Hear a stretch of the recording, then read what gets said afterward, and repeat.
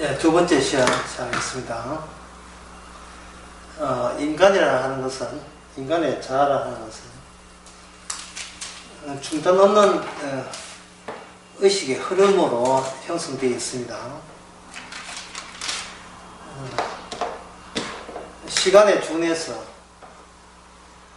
계속해서 이어진다고 되어 있어요.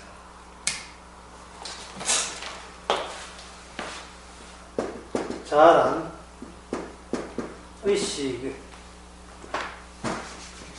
자아란 의식의 중단 없는 흐름. 이 중단 없는 흐름이니까 결국은 여러 가지 인생을 살면서 여러 가지 경우를 겪더라도 하나의 일환,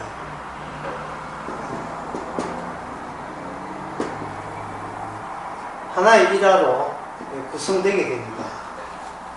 근데 인생은 이렇다라고, 그걸 이제 자서주의라는 식으로 이야기를 할 수 있는데, 그러면 이 중단 없다는 게 이게 문제가 돼요. 중단 없는 흐름이기 때문에, 과거까지 현재 자신의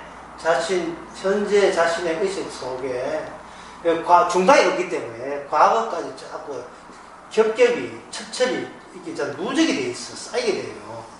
그러면 현재 정신적 중량 또는 책임감, 정신적 중량, 책임 같은 것이 너무 무겁습니다. 무겁다. 너무 무거워요. 현재 인간의 그 현상이, 모든 상황이. 그래서 사람은 살아갈수록 자기 중량의 무게를 이렇게 눌려 살게 됩니다. 과거에 내가 이런 인간인데 라는 그것에 기에서 강한 중량에 의해서 눌려서 낑낑거리면서 살아가는 거예요. 그냥 인생이라는 것이. 이 눌려서 하니까 여기서 인간은 갈수록 더 큰 힘을 요구하게 돼 있어요. 요구한다. 인생이라는 자체가 자기의 큰 짐이 되니까, 자기의 무게가 되니까, 그걸 이렇게 떨쳐버리려면 더 큰 힘을 본인이 원하게 돼 있어요. 더 큰 힘에 대해서는, 더 큰 힘이라는 말은, 더 큰 힘이라 하는 것은 쉽게 말해서 장담하는 거예요. 장담하는 것이 실제 현실이 될 때 자기는 큰 소리 칠 수 있다고 생각하는 겁니다. 내가 그렇게 된다고 했지, 그거 봐, 나 잘났잖아, 이래 되는 거예요. 그걸 야고보서 5장 두 번째 시간이니까 12절에서는 그걸 뭐라고 하냐 하면, 그걸 장담하는 걸, 이걸 가지고 맹세라고 하는 거예요. 맹세.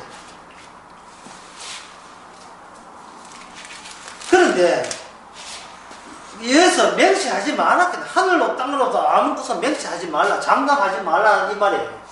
그것은 아까도 최근에 이야기했지만 율법의 끝이 어디로 이어진다 했던가요?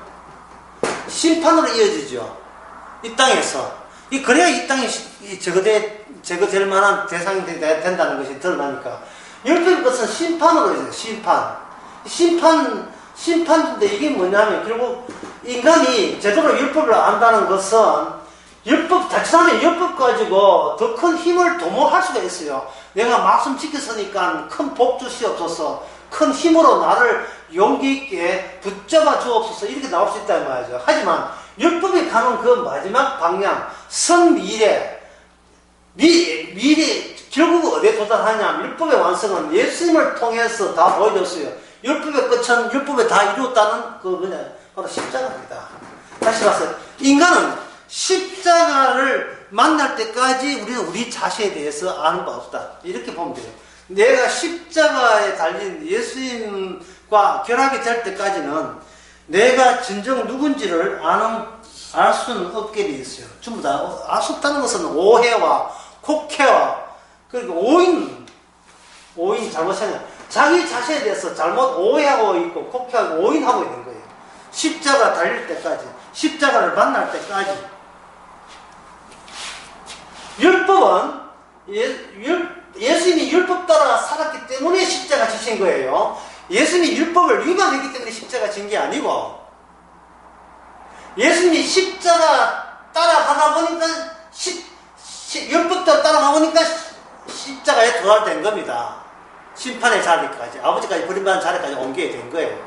따라서 그 코스, 율법을 줬다는 것은, 성도가 율법에 따르는 코스로 따라간다는 것은 그 마지막, 미래가 미리 우리에게 주어졌다면 그 마지막은 뭐냐 하면 바로 십자가가 눈앞에 보이는 그곳까지로, 그곳으로 우리를 성령께서 늘 데리고 가시고 이끄시는 거예요.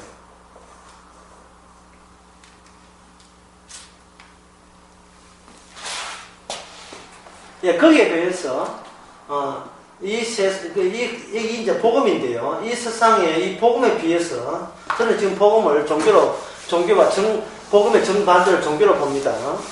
물론 복음의 반대가 과학일 수도 있고 정치일 수도 있지만, 종교라 하는 것은 인간의 생각의 모든 집대성한 것이 종교이기 때문에, 종교 안에 모든 인간의 시도와 소망과 그리고 기대치가 다 들어있기 때문에 종교를 복음의 반대로 봐요. 종교라 하는 인간이 스스로 신으로 불멸의 존재로 탈바꿈하고자 하는 모든 아이디어와 계획이 그 종교 안에 다 들어있어요.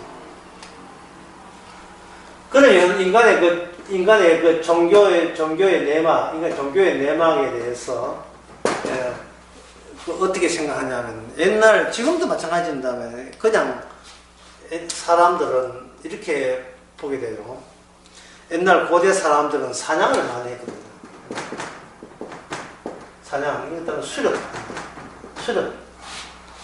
사냥, 그 채집, 그냥 일멸 따먹는 수렵, 채집, 그 사회가 있다는 겁니다. 그 다음에 이제 정착해서는 정착 농경 시대 이래 되는데, 이 수렵, 채집이 하는, 사냥하는 이때에 인간들의 종교, 인간의 신이라는 것은 뭐냐 하면, 저 강 건너편에 술록대가 원래 작년과 3년 전과 4년 전에 하면 항상 이때에 술록들이 요 강 건너 나루 여기에 늘 그 시간 되면 오게 돼 있는데, 원래는 그때가 됐는데도 불구하고 술록대가 사냥감이 오지 않을 때는 우리가 신이 뭔가 노했다 라는 식으로 합리적으로 설명을 하려고 하는 거예요. 그래서 이 사냥하는 이 시대의 사람들에게 신이라는 것은, 그 동굴에도 그 그림이 나와 있는데요. 신이라 하는 것은, 동굴의 그림이면 신이 이 땅에 작용할 때 순환성 또는 주기성으로 나타난다고 그들은 믿었어요. 이걸 이제 오늘날 과학에서 이게 대자연의 순환성 주기성인데, 그들은 대자연 속에 신이 여기서 관여한다고 보는 겁니다. 어떻게 보면 이게 순수하고 순진한 믿음처럼 그렇게 보이겠죠. 근데 복음과의 차이는 뭐지요? 왜 그 순환성과 주기성, 이 대자연의 순환되고 주기성을 갖고 있어야 되느냐, 그 이유에 대해서 그 인간들은 뭐냐면, 신께서 우리를 사랑하사 우리를 이 땅에서 잘 먹고 잘 살기 위해서 그렇다는 겁니다. 근데 제가 아까 이거 복음이라 하는, 복음은 어디를 만나야 복음을 안다고요? 복음은 율법이 계획되었고 미래로, 그 율법이 결국 어디로 인도됐습니까? 율법이 다 이뤘다는 십자가죠. 십자가는 바로 우리가 죽어마땅한 존재인 것을 알려주는 이것이 복음이잖아요.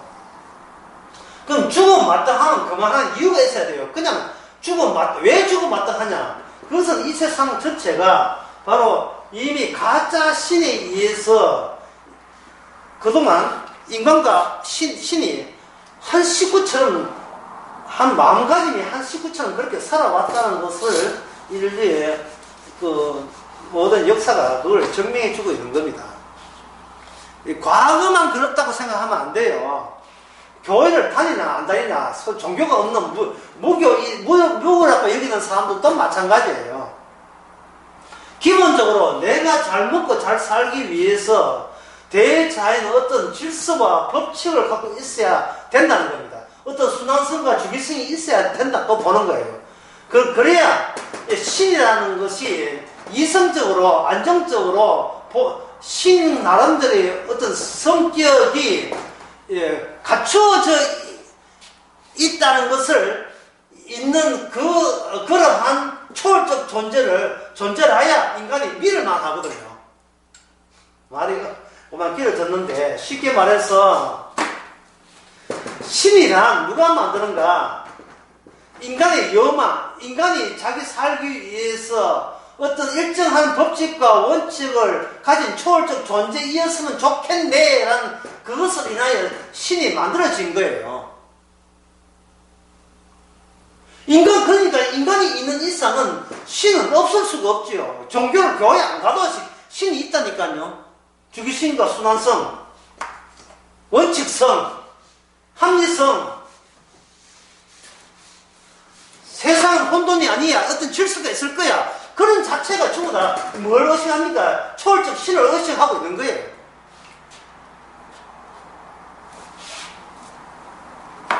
그동안 얼마나 인간들이 이 초월적 신에게 앞에서 맹세를 하고 장담을 했겠습니까? 하나님, 우리가 드리는 제물과 우리에 대한 이 착함을 받으시고 제발 우리가 설정하는 그 원칙과 주기성에서 벗어나지 않게 하옵소서. 때가 되면 술록때가 사냥감이 그날 꽃피는 계절 되게 되면 그 시점에 그 강 건너에 나타나게 하옵소서. 사냥시대입니까? 또 농사지는 나름대로 또 뭐가 있겠죠. 고기 장사는 그 사람은 뭐가 있을 것이고.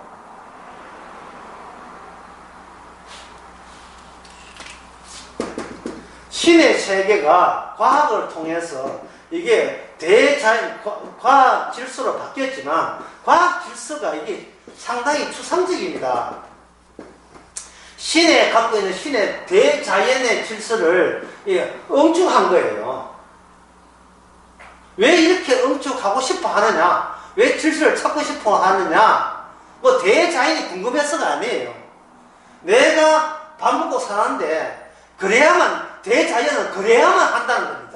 누굴 위해서? 나를 위해서 세상은 그렇게 돌아가야만 한다는 거예요. 그런 어떤 질서가 갖추어지고 원칙이 있어야 이 맹세할 맛이 나거든요. 맹세를 하는 것은 질서가 갖추어졌다는 걸 전제하는 겁니다.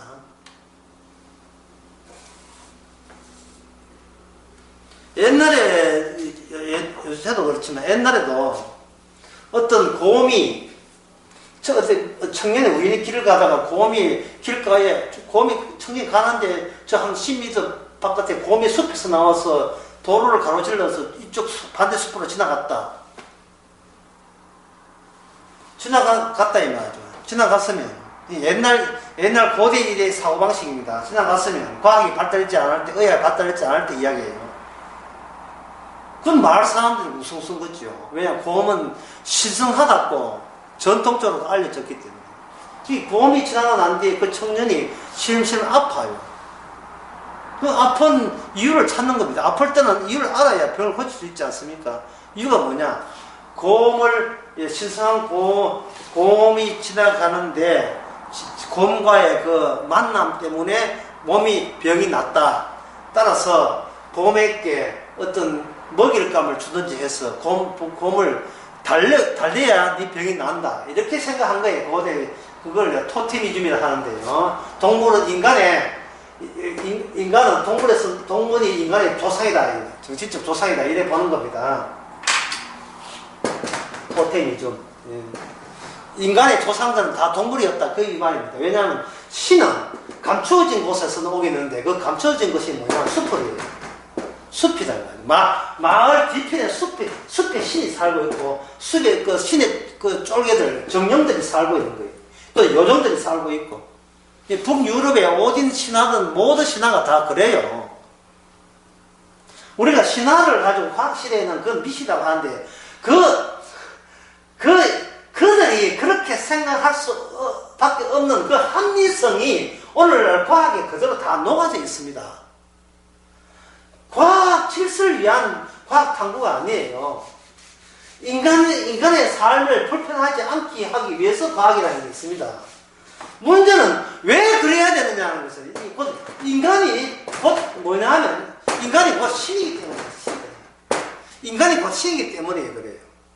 인간이 곧 최고다, 또 절대자다, 이런 의식을 인간들이 갖고 있습니다.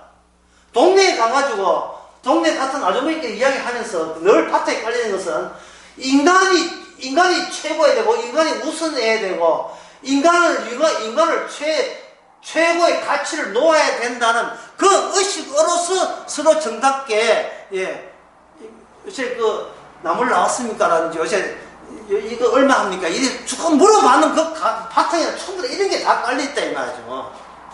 첫 시간에 이야기 했잖아요. 인간 사이는 인간과 인간만 의논한다고요. 여기 율법이 개입되지 않아요. 하나님의 언약이 개입되지 않습니다. 이렇게 하나님의 언약과 율법이 개입되는 것은 그곳에 구약 이스라엘 나라의 특징이지, 다른 이방 나라에서는 그거는 언급이 없어요. 그런 것은 그들의 특징이 아닙니다. 그래서 야고보서의 제일 1장이 뭐라고 되어 있었던가요? 흩어진 12지파로 되어 있잖아요. 다시 말씀드린다면 성경은 인간이 그렇게 곱게 믿을 책이 아니에요. 세상 사람들을 보면 좀 미쳤다 할 정도로 그렇게 되는 겁니다.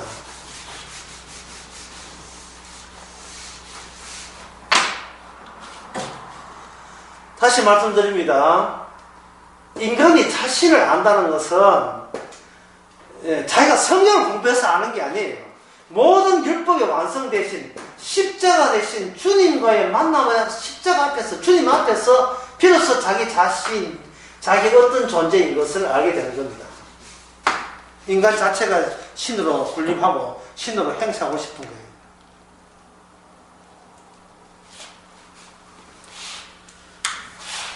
그리고 예수님께서 십자가를 통해서 하늘나라 가시는데, 아까 이야기를 다시 해보겠습니다. 인간은 출생을 했다. 그리고 쭉 살았다. 어디에 막혔다 했던가요? 인간은 죽음에 막혀있지요. 그 다음 죽음 이유는 막 상상력 이박 동원됩니다. 확인되지 않는 상상력. 그런데 예수님께서는 이 죽음을 십자가로서 역사적으로 분명히 했습니다. 십자가 분명히 죽었어요. 예수님 무덤이 있어요. 비록 빈 무덤이지만 예수님 무덤이 있다, 이 말이에요.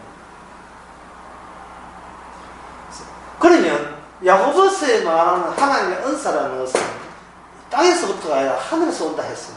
하늘에서 온다는 말은 바로 십자가 그 이후의 세계로부터 선 미리 도달한 미래죠. 이 땅에 현재 미리 도착한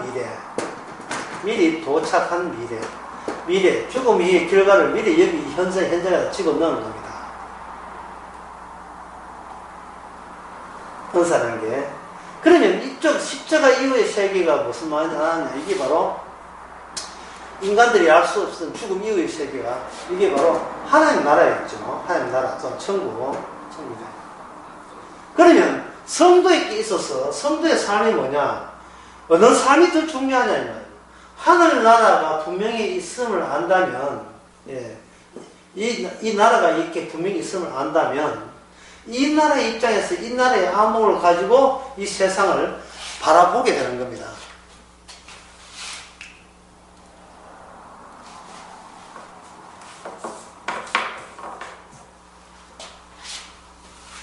그래서 이 세상에 대해서 평가도 이 천국의 입장에 준해서 평가를 내려야지, 이거 그냥 이 세상 국한에서 자기를 책망한다든지 평가 내리는 것은 그거는 잘못입니다. 그래서 여기 야고보서 5장에 맹세하지 말라는 것은, 맹세하지 말라라고 이야기하는 것은, 장담하지 말라고 하는 것은 이미 그 모든 해답과 결론은 주님에 의해서 지어지고, 그리고 너희들 자체의 존재가 주님의 완성하신 것을 증거하기 위해서 우리 자신이 이 땅에 하나님의 인도함을 받고 살아가는 겁니다. 살아가면서 아까 이야기한 그 종교적인 우리의 심상 또는 마음가짐이 죄로서 다 드러나는 거예요. 이 죽음, 십자가를 모르는 사람, 이 죽음이 끝이 나는 사람들도 이 땅에 살면서 고대인들은 무슨 문화가 있느냐 하면은 장례 문화가 있어요.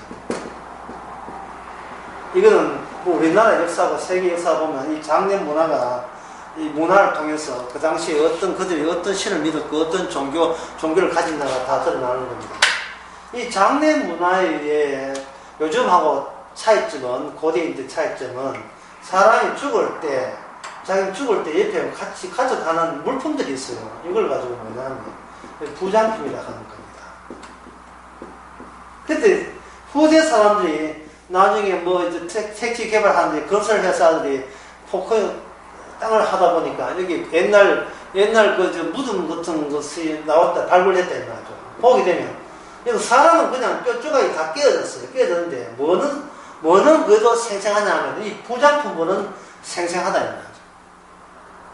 그러니까 인간은 사라지고 물품은 남고, 이 얼마나 인간이 흠한 겁니까? 그 전까지는 인간이 이 물품을, 죽기 전에 물품을 자기가 소유했다고 하지만 소유한 것이 아니고 오히려 뭐가 불면하면 이 물건이 인간보다 더 오래 있어요.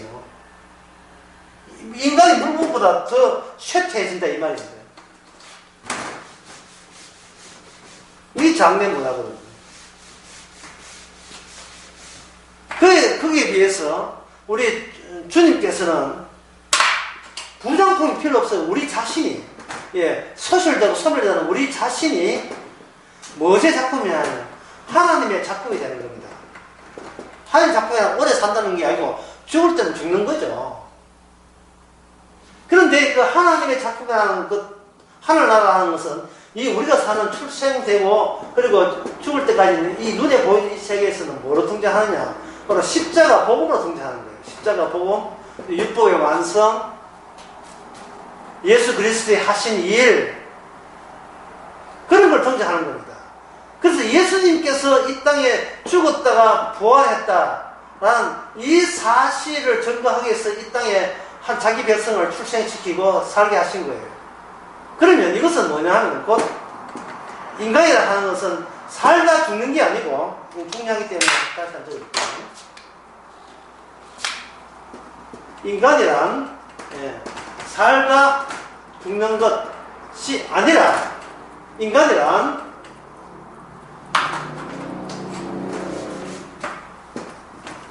죽음이 창조한 거죠. 죽음이 창조. 저 정확히 죽음 후의 세계가 창조한 거예요. 죽음 후의 세계가. 죽음을 인간이 죽는다는 것은 창조주를 찾아가는 필수적인 절차가 되는 거예요. 인간이 죽는다는, 성도가 죽는다는 것은 진짜 자기의 본래의 창조주를 찾아가는 그런 과정 중에 과정으로서의 당연한 겁니다. 죽음이 창조했다, 하나님이 창조했다는 말을 안 한 이유는 이 인간 세계에서는 종교라는 게 있기 때문에 그래요. 모든 종교는 살아있다고 여기면서 자기 유리한 쪽으로 하는데 그런 식으로 그 신과 인간을 엮을 것이 아니다 이 말이죠. 왜냐하면 그런 신은 인간 본인이 자기가 잘 되기 위해서 만들어낸 가짜 신이기 때문에 그렇습니다. 그러나 진짜 신은 이 땅에 와서 사람에게 십자가 주었다 이 말이에요. 그렇다면 이건 뭐냐 하면 죽음이 인간을 창조한 거예요. 성도를 창조한 거예요. 죽음이.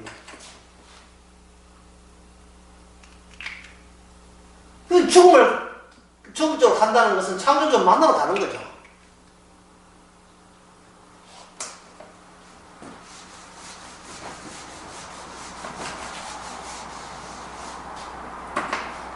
하나님이 창조했다는 말이 틀린 말은 아니지만 모호하다 이 말입니다. 보다 의미를 분명하게 짚어주려면 죽음이 우리를 창조했다고 하는 말이 옳아요. 죽음이. 십자가 죽음이죠. 나의 죽음이 아니고. 십자가 죽은 그분이 바로 우리의 창조주가 되는 겁니다. 예수님 창조해서 될 수 있지만, 지금 예수님은 눈에 안 보이고, 예수님의 기능이 있는데, 그 기능이 뭐냐? 우리로 하여금, 자기 죽음으로 우리가 부르고 있으니까, 죽음이 우리를 창조했다, 이끈다, 인도한다, 그 말이 성립이 된다고, 저는 그렇게 보는 겁니다. 그러면, 그치요, 하나님이 창조했다, 예수님이 창조했다 하지 않고, 실질적인 현실성이 있게 죽음이 우리를 창조했다고 하는 그 말을 왜 굳이 해야 되느냐 하면, 바로 야고보서 5장 13절에서 마지막 20절까지 내용을 함축하고 있기 때문에 그렇습니다. 오늘로서 야고보서 정리를 또 정리하겠습니다. 이제 마감하겠습니다.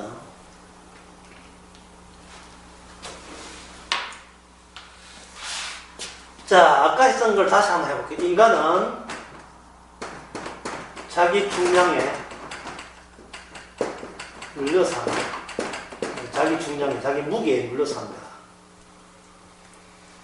만약에 인간이 그 인간이 죽어버리면 더 이상 누릴 게 없겠죠. 이것을 가지고 야고보서에서는 이걸 가지고 뭐냐 하면, 이걸 15절에 이걸 가지고 구원이라 하는 거예요. 구원. 야고보서에서 또는 성경 전체에서 이야기하는 구원이라 하는 것은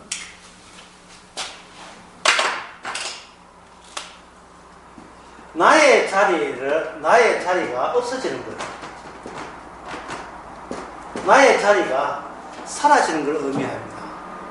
그 이유가 그거는 간단한 이유를 예를 들면 들 수 있어요. 구약에서 구원이라 하는 것은 구출의 의미인데, 구약에서 구원이란 구출의 의미입니다. 신약에서 구원이란 죄를 씻어주는 의미지만, 구약에서는 구출의 의미예요. 지역적으로 애굽에 살 거냐, 약속의 땅에 살 거냐, 지역적으로 서로 따로 떨어져 있으니까, 지리적으로 애굽에 있는 인간이 약속의 땅에 들어가는 것을 구원이라고 해요. 히브리서에서 그렇게 안식의 때가 남아있다 해서 광야의 그 의미를 강조하고 있습니다. 히브리서에서도. 구출의 의미인데, 구출이라는 말은, 구출이 되려면 압제하는 자, 억누른 자의 존재를 전제로 하는 겁니다. 히브리인들은 홀로 있는 게 아니죠. 히브리인들에게는 구약의 출애굽기에 보면 그들이 누가 있겠냐 하면 아브라함과 이삭과 야곱의 언약이 함께 있습니다. 히브리인들은 아브라함과 이삭과 야곱의 언약이 있기 때문에 히브리인이라는 것이 성립이 돼요. 그들이 만들어졌다 이 말이죠. 그래서 히브리인들을 건드리는 것은 뭘 건드리냐 하면 아브라함 언약과 이삭 언약과 야곱 언약에 도전하는 셈이 되는 겁니다.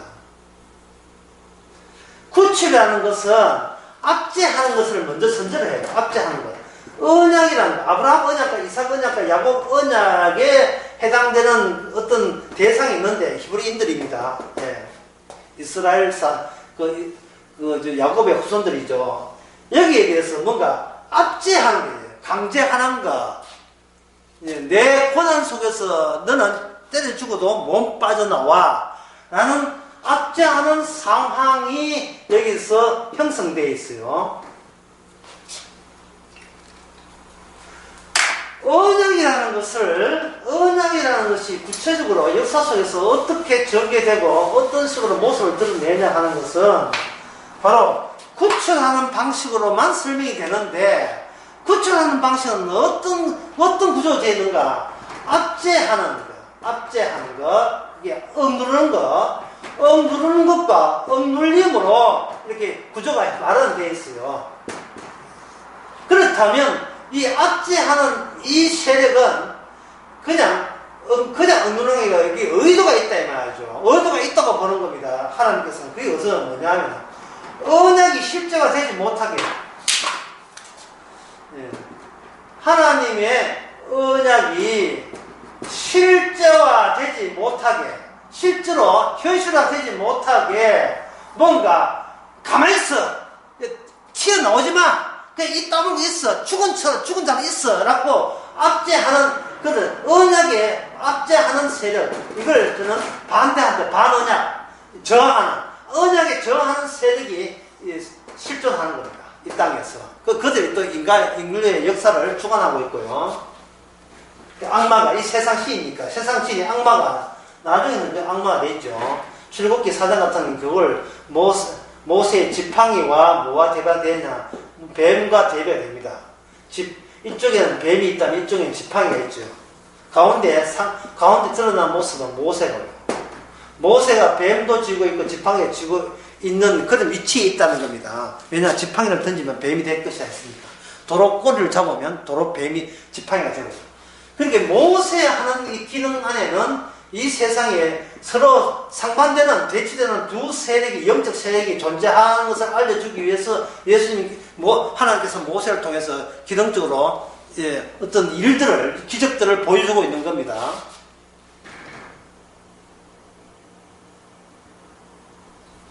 자, 구체적 하는 것은 억제를 한다, 이 말이죠.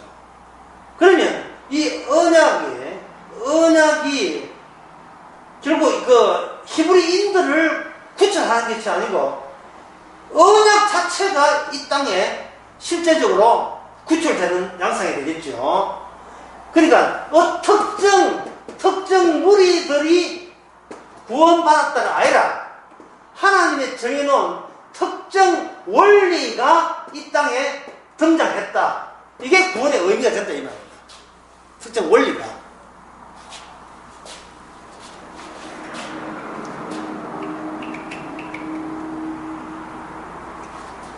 이런 특정 원리가 등장하는 그럼 처음부터 특정 원리가 활기치면 되지 않겠느냐? 왜 억눌린 상태에 있느냐?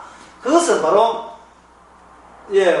억눌림과 그리고 탈출했다는 요 계기를 통해서 무엇을 끄집내냐 하면은 이 세상에 실질적인 악한 권세가 이 땅을 실적으로 통치하고 있음을, 악한 세력의 존재성을 이런 언약이 투입되고 끄집어 나가는 가운데서 이 세력의 존재성을 확인하고 증명하려는 겁니다. 하나님께서 이 땅에 악마가 지배하고 있음을 자기 백성을 미끼로 사용해서 끄집어 내려고 하는 거예요.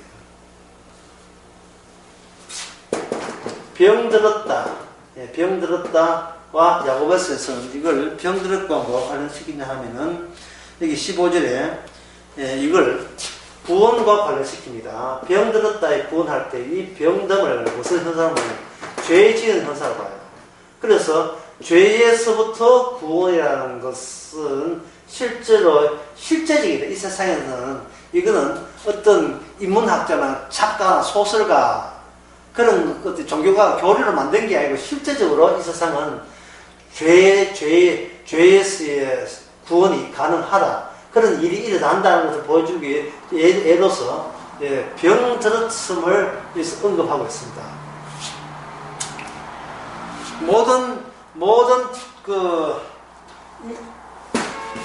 모든 자가 병들었다는 말이 아니고 병들었다 하는 이 사실을 통해서 이 세상의 인간의 신체라든지 삶의 정화이라는 것이 하나님 보시기에 온전하지 않고 정상적이 아니다는 뜻이에요. 비정상적인 뜻입니다. 물론 하늘나라에서는 병들면 없겠죠. 그러나 이 땅에서는 병들기 있다는 거죠. 근데 그 병들므로서 병은 그냥 건강하게, 병들어서 건강하게 낫게 되게 되면 도로 이 세상 사람이 되니까 이거는 진정한 억압의 압제에서 벗어나면 안 되잖아요. 그냥 한때 아팠는데 지금 몸 멀쩡해. 그러면 이거는 여기서 어떤 악한 존재라는 악한 존재의 실제성이 폭로되지 못하고 있다 이 말이죠. 그렇게 되면. 그래서 하나님께서는 병들었을 때에 간구하고 기도하라는 겁니다. 자, 기도하라는 말이 나오는데 이 기도할 때 뭐로 기도하나? 주의 이름으로 기도하라고 했어요. 여기 어디 있냐면 바로 14절에 주의 이름으로 하라는 말은 주님이 여기 계신다는 사실을 드러내는 현실이 지금 현실 모습입니다 라는 것을 우리가 알라는 거예요. 병든다든지 누가 이루어진 이 모든 것이 그 사람이 어떻게 건강해야 될까 초점 맞추는 게 아니고, 병들게 했던 낫게 했던 우리가 모든 것이 주님께서 여기서 일으키신 일이라는 것은, 일으키는 일, 병 들었든 안 들었든, 어떤 인간도 건강하다가 나중에 병들 때가 있겠잖아요. 뭐 병드는 사람만 병들라 합니까? 멀쩡하다 우기는 사람들도 피곤하면 감기 못사 들리죠. 중요한 것은 내가 건강하냐 아니냐 하라. 감기가 들었든 피곤하든 멀쩡하든 그것은 내 자랑거리가 될 수가 없다는 거예요. 주께서 의도적으로 그렇게 하게 하셨다는 거예요. 건강한 사람은 평생 가도 병원에 안 간 사람이 있을 수 있어요.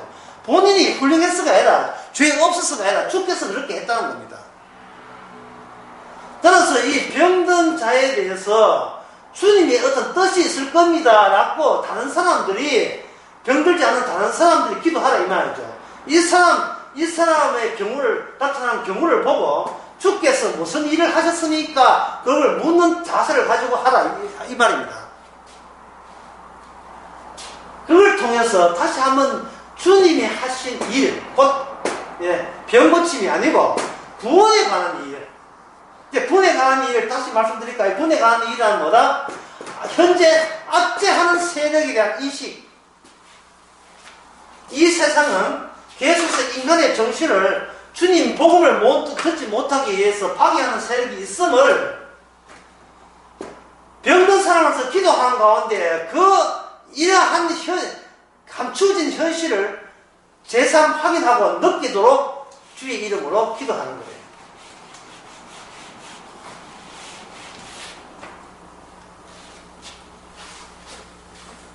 그렇다면 그 사람이 병이 낫든 말든 그 사람은 이 주의 이름을 확인하는 그 순간 어떤 상태를 확인하냐면 우리는 이미 구원받은 상태인 것을 감사하고 참여하게 될 것입니다.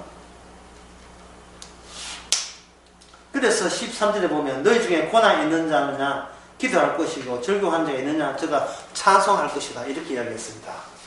찬송한다는 것은 우리가 기도한 기도지라 우리 기도한 당사자 훌륭하다는 뜻이 아니고 주께서 지금 여기 계셔서 우리로 하여금 기독해 하셨고 병들게 하셨고 구원하셨다는 이 모든 일들이 우리 계획이 아니고 주님의 일하심의 현장성입니다 라고 고백하는 그것이 바로 찬양의 찬송의 내용이 되겠죠. 주께서 그렇게 하게 하셨습니다.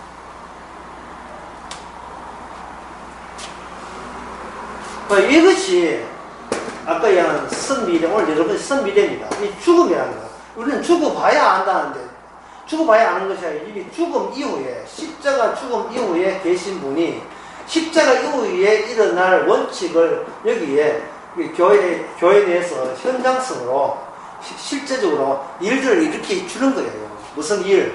구출.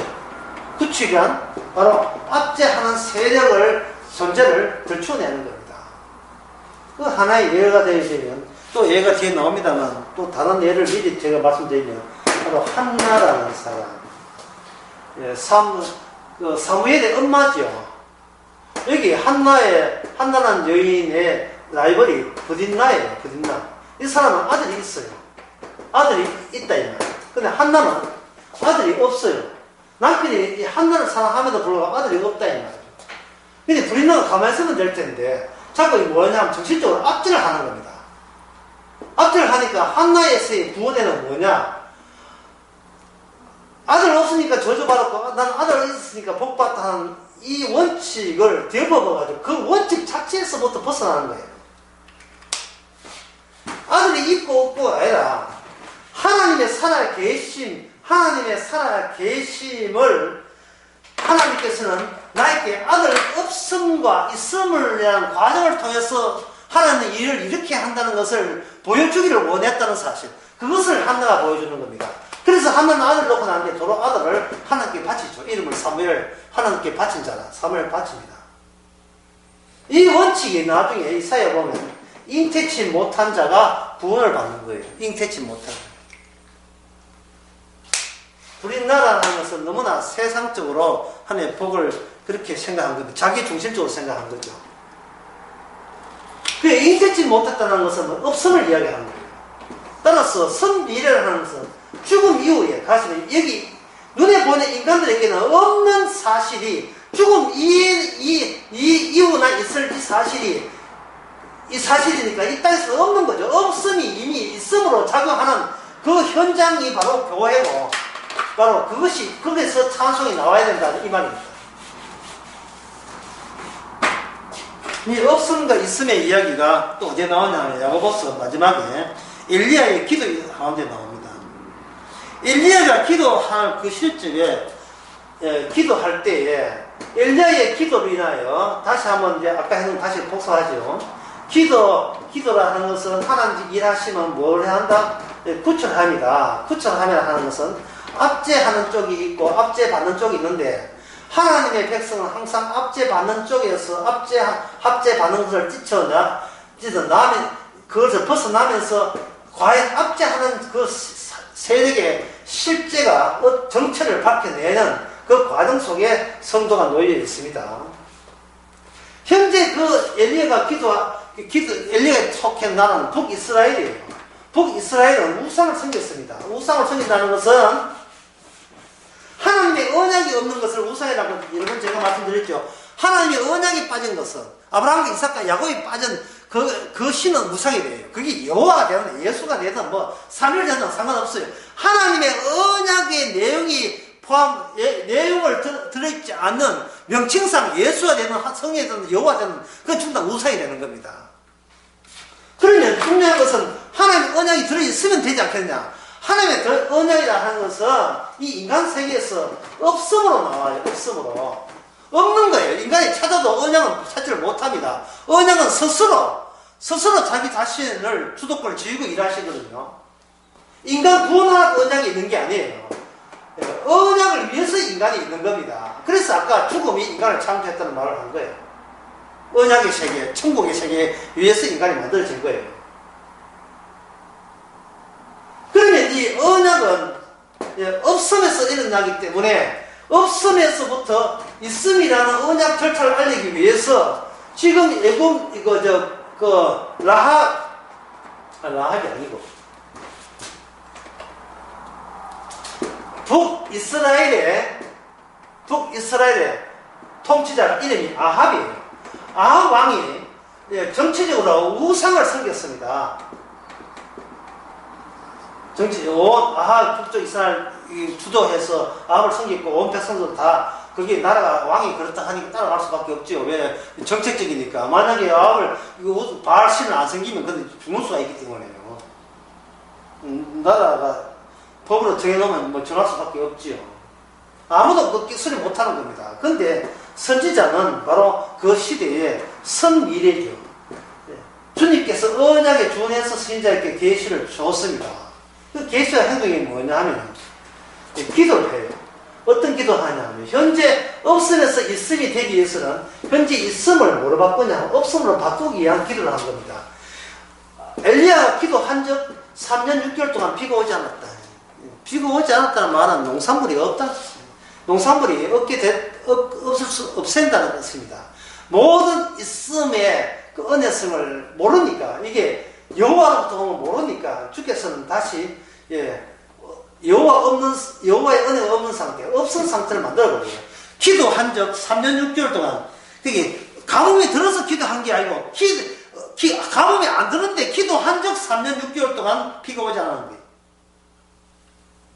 제가 비가 오지 않기를 간절히 기도했어요. 비가 오기를 간절히 기도한 게 아니고 비가 오지 않기를 간절히 기도했어요. 엘리야가.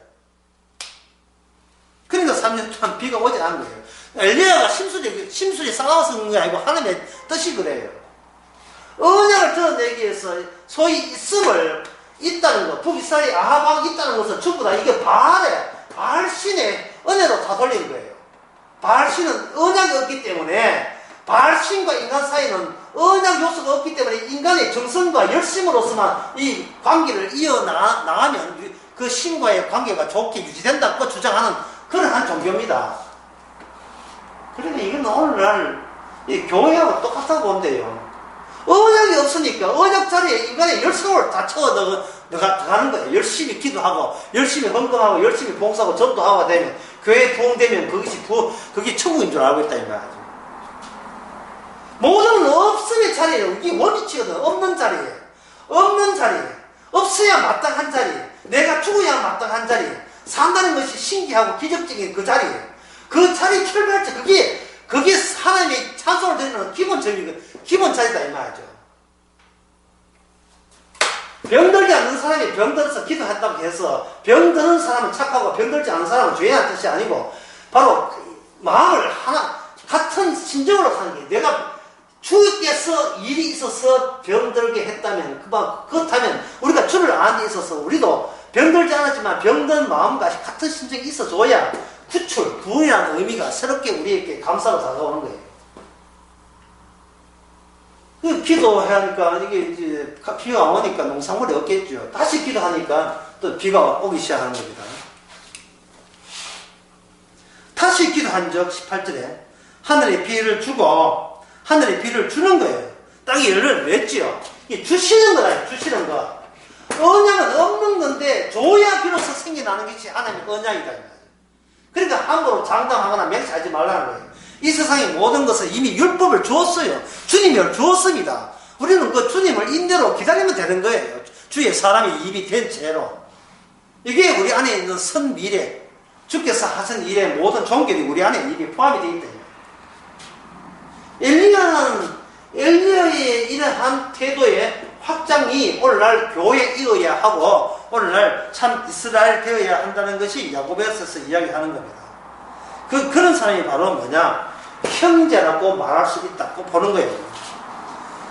19절에 보면, 내 형제들아, 너희 중에 미혹하여 진리를 떠난 자가 누가 돌아오게 되면, 이렇게 했어요. 그게, 이러한 하나님께서 이 땅에서 엘리야 같은 입장, 그런 마음가짐을 가지고 하나님께서 친히 놀랍게도 하늘의 은사를 줬어요. 야고보서 1장에 나오지. 하나님의 은사를 줘가지고 이 땅에 형제라는 자들을 이스라엘이죠. 흩어진 이스라엘 형제라는 자들을 하나님에 의해서 기적적으로 신기하게 만들어준 거예요. 한번 정리하면 인간이 아니라 인간에서 뭐가 되냐면 형제가 되려면 여기에 주님의 율법에 개입돼요. 율법의 개입, 완성의 개입, 주 예수님의 개입, 주의 이름이 야고보서 5장에 주의 이름이 개입되는 거예요. 그러면 개입되게 되면 인간이 예수님을 이용하는 게 아니고 예수님에게 지시를 받게 되어 있어요. 지시받는 자가 누구냐?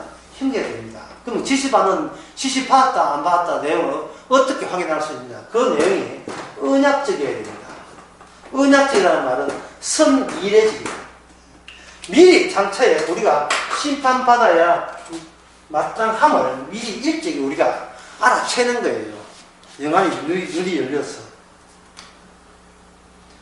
너희가 알 것은 그래서 거기에 되면 여기 내 형제들은 너희 중에 미혹하여, 미혹이라는 것은 바로 언약의 진리가 되면 바로 아까 이야기한 구원이 성사되는 환경에서는 압제하는 자들이 있다 했지요. 그게 어떠한 자들이 언약에 반대하고 언약을 적대시하고 거부하는 자들.